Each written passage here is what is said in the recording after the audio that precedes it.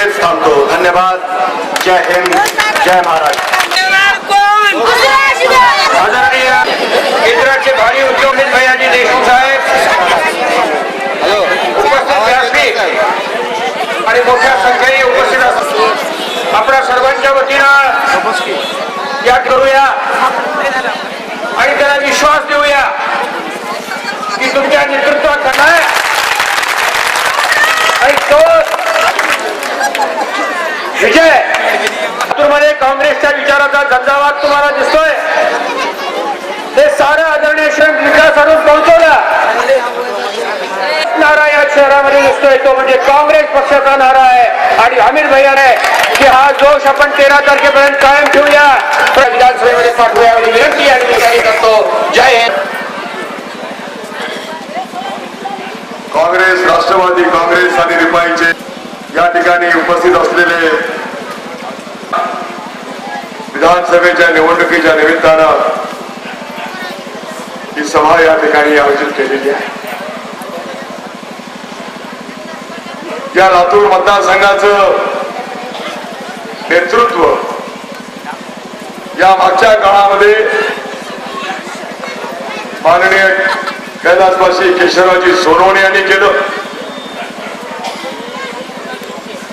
नंतरच्या काळामध्ये आपले सर्वांचे आवडते नेते माननीय शिवराज पाटील साहेबांनी केलं. आणि जवळपास गेली 30 वर्ष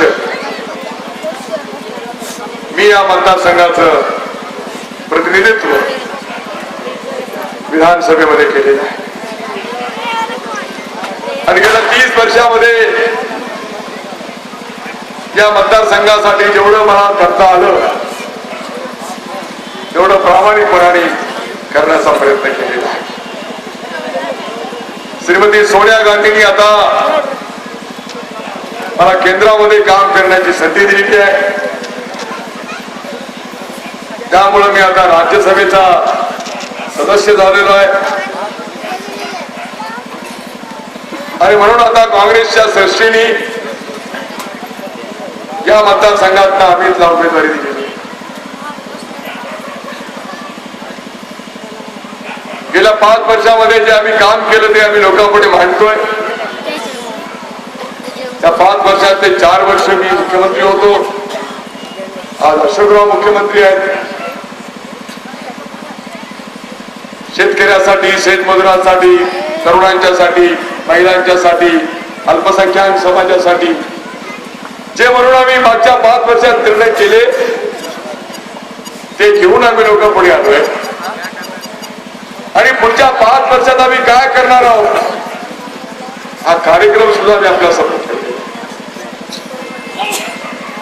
आणि काँग्रेस मतं मागताना विकासाच्या प्रश्नावर मतं मागतोय. या महाराष्ट्राला पुढे घेऊन जाण्याचं काम आपण केलं. देशामधलं क्रमांक 1चं राज्य म्हणजे महाराष्ट्र हे आम्ही घडवून दाखवलं.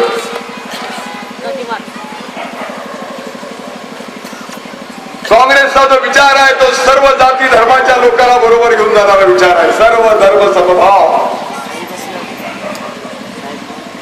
समाजाच्या सर्व स्तराला मदत होईल असे निर्णय आपण केले. आणि या पुढच्या काळामध्ये